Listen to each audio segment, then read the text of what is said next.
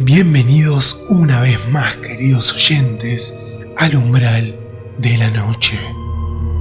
Hoy no te pido que escuches la historia de Sebastián como el adulto que sos. No la escuches con los oídos de ahora, que estás atento con el celular en la mano o enfrente de una computadora esperando encontrarte cara a cara con el horror. Escuchalo con el oído que tuviste, que tenías cuando eras un nene de 9 años, porque en ese momento es donde le pasa esta historia a nuestro oyente Sebastián. Hay momentos en la infancia donde uno se siente invencible. ¿Te sentís identificado? Hay momentos donde vos crees que superaste la línea donde dejás de ser un nene que necesita que le corten la carne y empezás a creer que podés cuidar una casa vos solo. Llega de repente ese momento en la puerta de la adolescencia donde por un momento te crees que sos el dueño del mundo, porque tenés el control en la mano y podés elegir qué canal poner en la televisión. Y cuando vos crees que te la empezás a saber todas, el mundo por sí solo se encarga de mostrarte que estabas equivocado. Y esta historia es una de esas. Así que bienvenidos a una historia de infancia. Y acordate para más adelante de esto que te voy a decir ahora. Esta historia te va a dejar sin aire.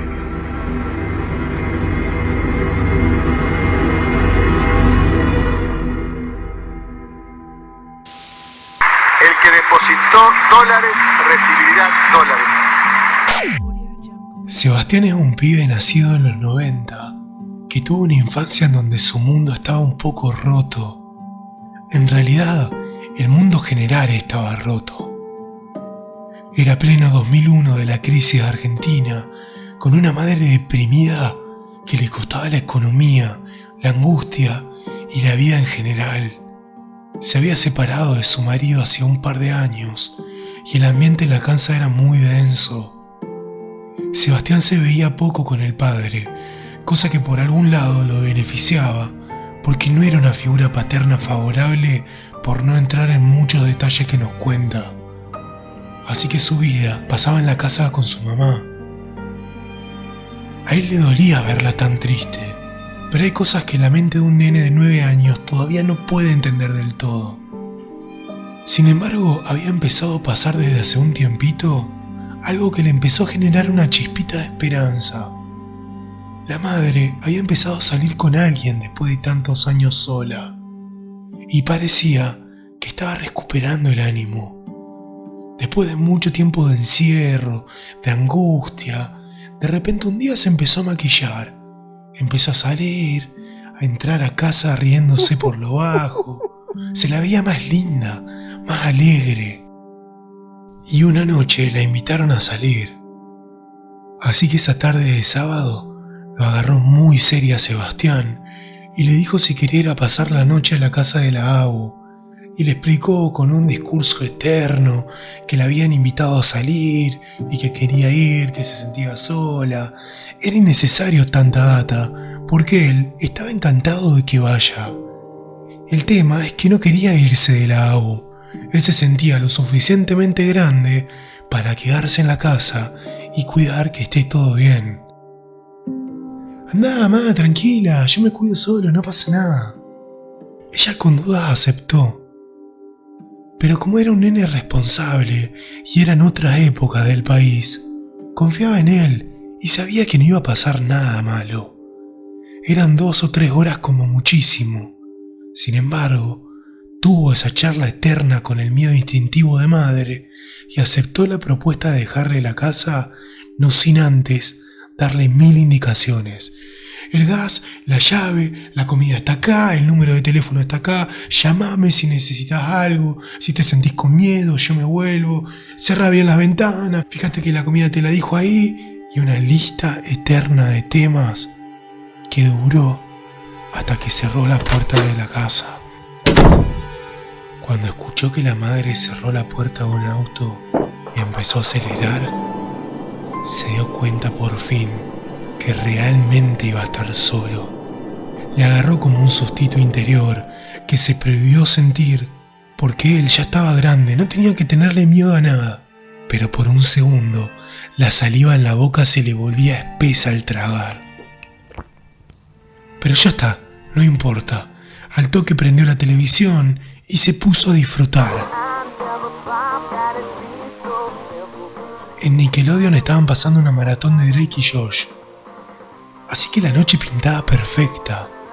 Se tiró en el piso con su colección de autitos de Hot Wheels y se puso a jugar con una rampa improvisada, y ya que no estaba la madre, aprovechaba para poder hacer tan ruidoso como podía.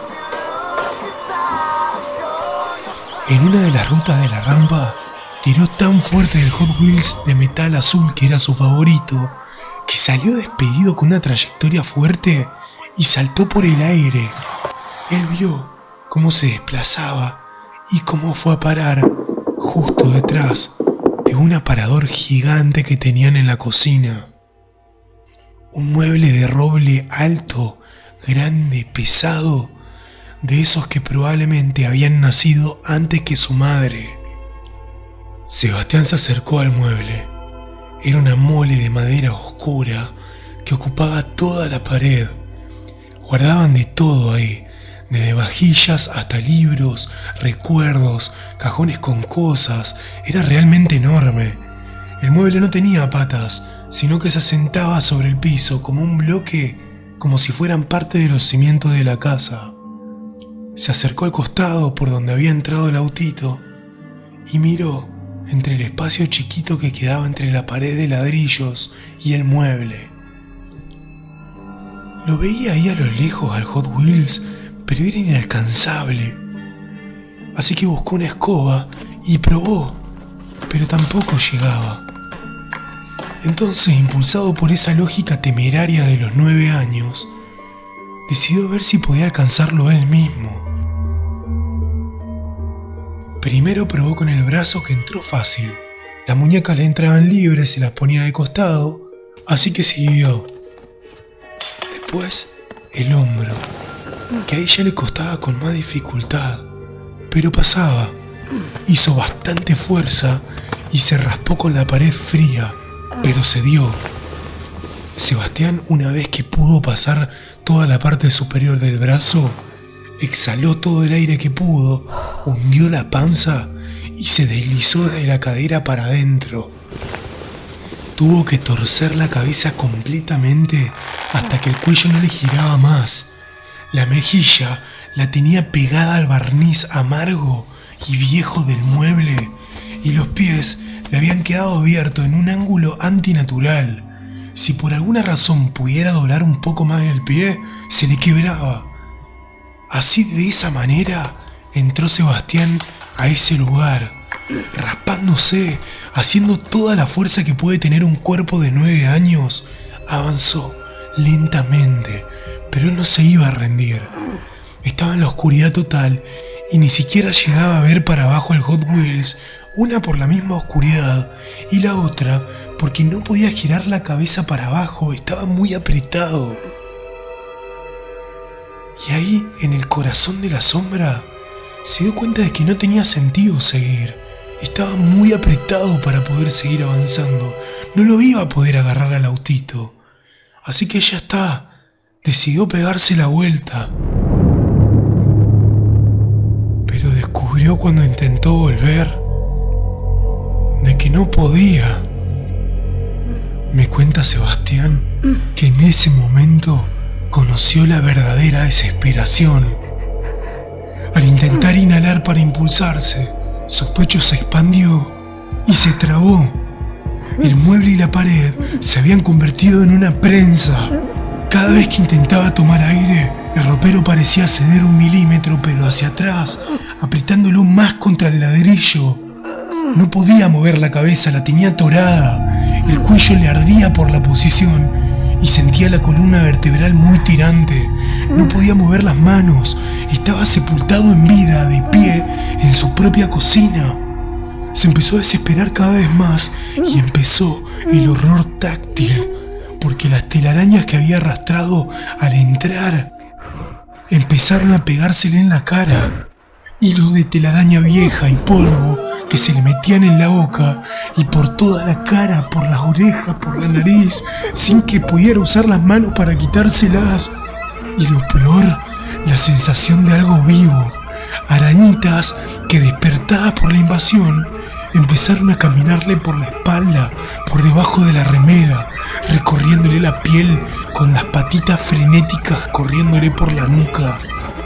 Le recorrían la piel y él no podía hacer nada, no se podía mover. Sebastián intentó un movimiento desesperado. Flexionó la pierna con todas sus fuerzas, tratando de buscar algún punto de apoyo para poder empujarse hacia afuera. Pero cuando lo hizo y logró levantar un poco la pierna, ahí lo sintió. Un pinchazo ardiente le atravesó la rodilla. Había un clavo viejo, oxidado, que sobresalía de la parte trasera del mueble y que se le hundió en la carne sin piedad. Sebastián sintió el clavo frío, como buscándole el hueso, perforándole la piel con una precisión macabra. Se quedó mudo del dolor. Estaba solo, en la oscuridad, quedándose sin oxígeno y sintiendo como una gota espesa y caliente de sangre empezaba a deslizarse por su pierna, bajando lentamente hacia el tobillo.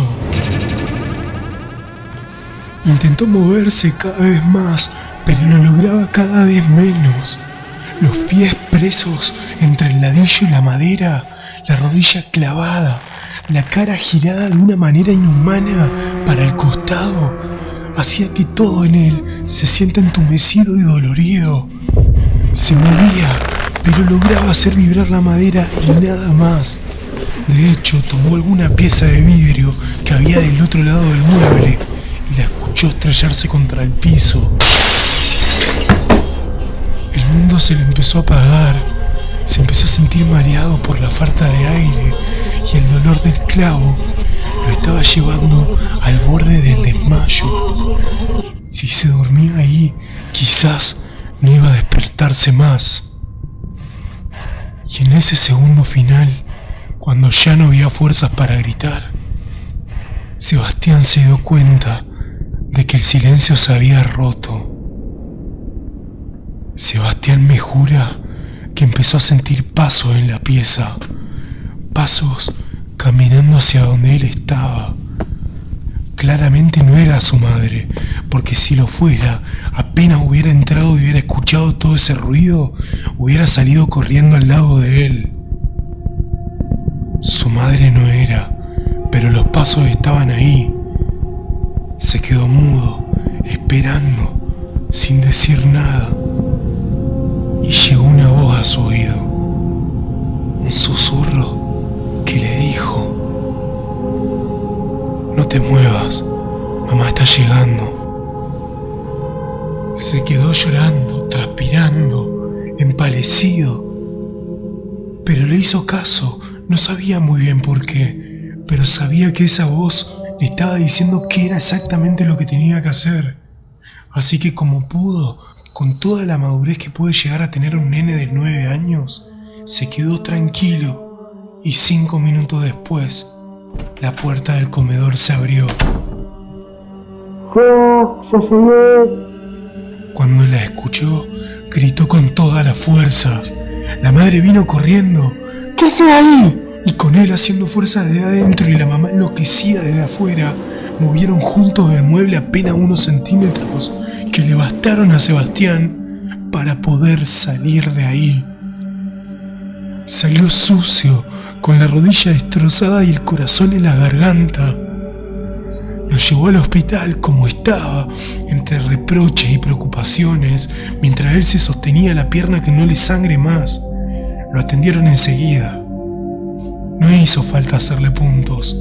Le tuvieron que dar una inyección antitetánica por el clavo oxidado, pero volvieron a casa después de un rato, luego de una noche que ninguno de los dos se iba a poder olvidar.